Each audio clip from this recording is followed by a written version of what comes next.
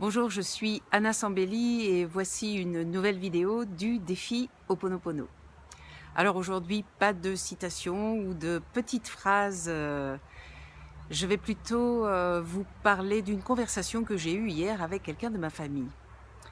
En fait, elle a perdu un chat, non pas qu'il soit mort ou qu'il se soit fait écraser, mais euh, elle, elle est à peu près persuadée que cette petite chatte vit maintenant dans une autre famille, mais ça n'empêche que eh ben, c'est pas facile pour elle parce qu'il y a un deuil à faire. Et au départ, ce sont deux petits chatons de la même portée qui sont venus la chercher sur son paillasson pour rentrer dans la maison. Vous savez comment sont les chats. Ce sont eux qui s'invitent quand ils ont décidé de se faire adopter. Et puis voilà, dernièrement, après 2 ans, eh bien, il manquait la petite chatte au rendez-vous et voilà, c'est à peu près sûr que elle a été ou emmenée dans une autre famille ou c'est elle-même qui y est allée. Enfin bon, on ne saura pas. Et bien sûr, ça génère beaucoup d'émotions. Et c'est en discutant avec elle que j'ai eu la puce à l'oreille pour savoir qu'est-ce que c'est une mémoire. Alors, on l'a vu dans les autres vidéos, une mémoire, c'est une résurgence du passé. Sauf que les résurgences du passé prennent une nouvelle forme. C'est ce qui fait qu'on ne les reconnaît pas. Et c'est ce qui fait aussi qu'on peut les nettoyer parce qu'elles prennent une forme actualisée en 2018. Et la puce à l'oreille, c'est quand elle m'a dit « mais c'était deux petits d'une même portée », c'est-à-dire des jumeaux. Si vous avez suivi mes vidéos sur Autotipi ou si vous vous êtes inscrit à la formation Autotipi, vous savez maintenant que celui qui a créé cette technique, qui a inventé Tipeee, en fait, dit que il est arrivé à peu près à 80% de grossesse gémellaire, même si le jumeau ou la jumelle intra-utérine ne vit pas plus de 2 3 semaines, c'est-à-dire n'est même pas visible à la première échographie. Eh bien, c'est certainement ça la mémoire qu'elle est en train de travailler, c'est-à-dire une mémoire de jumeaux ou de jumelles, puisque c'est le jumeau et la jumelle qui vient de disparaître.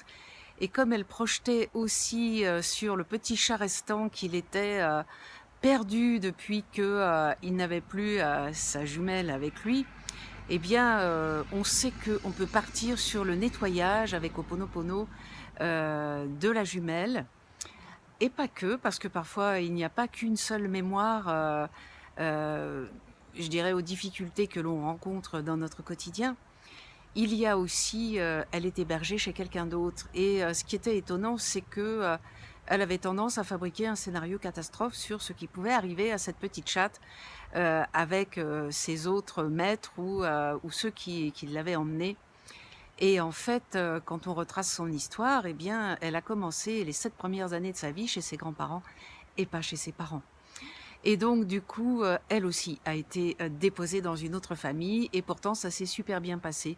Mais dans la mémoire, eh bien, c'est comme si elle commençait à projeter des horreurs possibles dans un scénario catastrophe. C'est là où vous avez vraiment besoin de Ho'oponopono pour, nettoyer, le scénario catastrophe qui serait par exemple ici: «Je suis désolée», en parlant toujours à sa petite: «Je n'avais pas vu à quel point tu avais vécu, l'abandon et la solitude.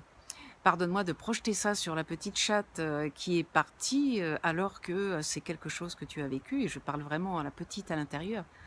«Je te remercie de m'envoyer cette épreuve, de la petite chatte qui s'en va, parce que du coup, je viens nettoyer une mémoire, dont je n'avais aucune idée et que je n'aurais jamais pensé à venir nettoyer, sans cette situation. Je te remercie, je t'aime».